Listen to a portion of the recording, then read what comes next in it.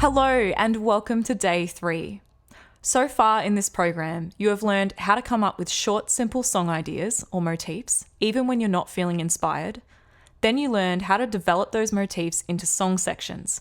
You did this by adding a 4-bar chord progression and by adding repetition and variation to create a longer melody. Awesome work so far. Take that, writer's block. Today, we're going to have a look at songwriting block number 3. Boring chord progressions. A lot of the time, songwriters can get into a kind of rut when it comes to writing chord progressions. They tend to write similar progressions every time, and this leaves them feeling uninspired. Today, it is my goal to show you how to take a basic chord progression, like the one you wrote yesterday, and apply a simple trick to make it much more exciting. Sound good? Just a quick note before we get started. If you're already happy with the chords you have, then there's absolutely no reason to change them. This lesson is simply a way to add some extra spice to a chord progression if you feel like it needs it. And I suggest you give it a go. You can always go back to your original chords if you don't like what you come up with today. Okay, let's get started. Remember yesterday how you wrote out the notes to a major scale and you applied a formula to those notes to find the chords in that key. Before we move on, I just want to revisit that for a minute. My song is in the key of C major. So my major scale is C, D, E, F, G, A, B. When I apply the formula, I get C major, D minor, E minor, F major, G major, A minor, and B diminished. These are all the chords in the key of C, which means these are all the chords that fit nicely under my melody. I then built a chord progression by choosing different chords from this key. I played them in different orders until I found a 4-bar progression that I liked. The chord progression that I came up with was C, F, C, G. 1, 2, 3, 4.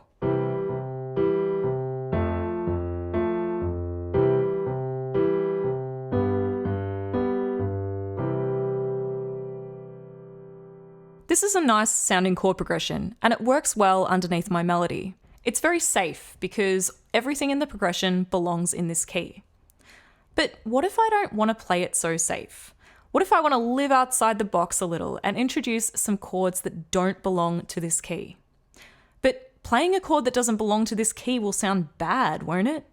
Well, it might, but not if you know what you're doing. Today, I'm going to show you one of my favorite songwriting hacks that will make any basic, safe chord progression much more exciting, and it's done through borrowing chords from other keys. My current chord progression is C, F, C, G. I'm going to keep all of these chords, but I'm also going to add some new chords in between. So, the first thing I do is I decide where I want to add a chord. Let's say between the first C and F. So my starting chord is C, and my landing chord is F. This landing chord is the one that's important. Next, I count 5 steps up the F major scale. Now, if you're like me and you're not a music theory wizard, I suggest writing the scale down on a piece of paper and counting up the 5 steps.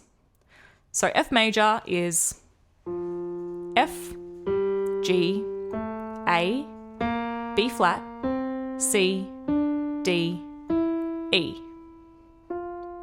Back to F. Which means the 5th note is 1, 2, 3, 4, 5. That's a C.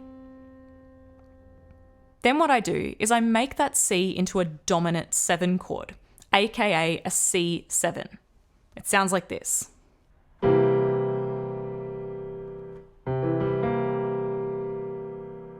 And this is the new chord that's going to fit beautifully between C major and F major in my progression.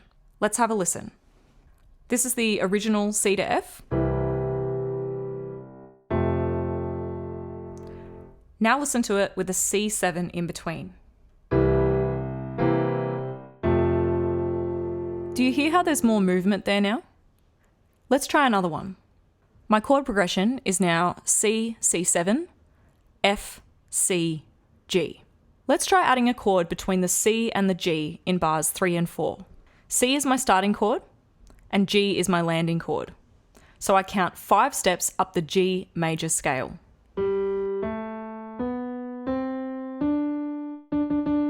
That gives us D, which means D7 is the new chord that I want to add to my progression.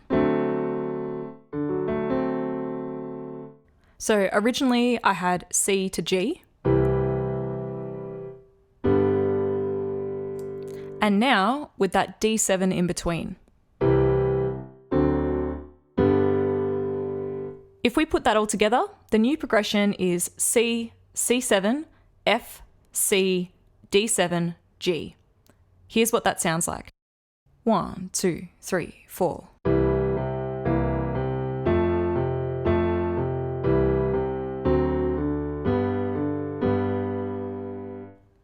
And with the melody over the top, 1, 2, 3, 4.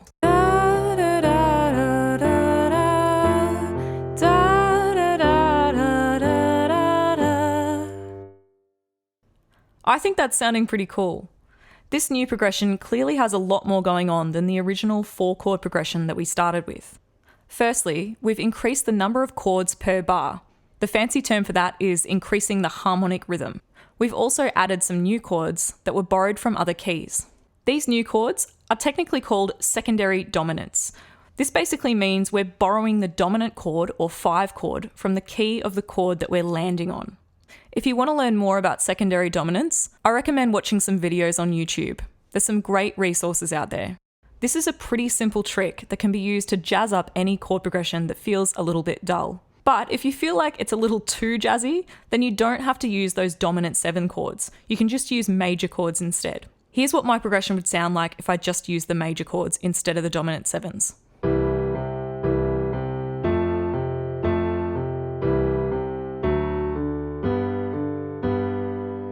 Now it's time for you to try this yourself. Once you've had a go, you can decide which version of your chord progression you want to keep for your song. Personally, I really liked how that D7 sounded, so I'm going to keep that in my song. In tomorrow's lesson, we're going to have a look at one of the most notorious songwriting blocks of all, writing lyrics. But don't worry, I've got 2 amazing formulas to show you that are going to stop writer's block in its tracks and get you writing lyrics to your song in no time. I'll see you then.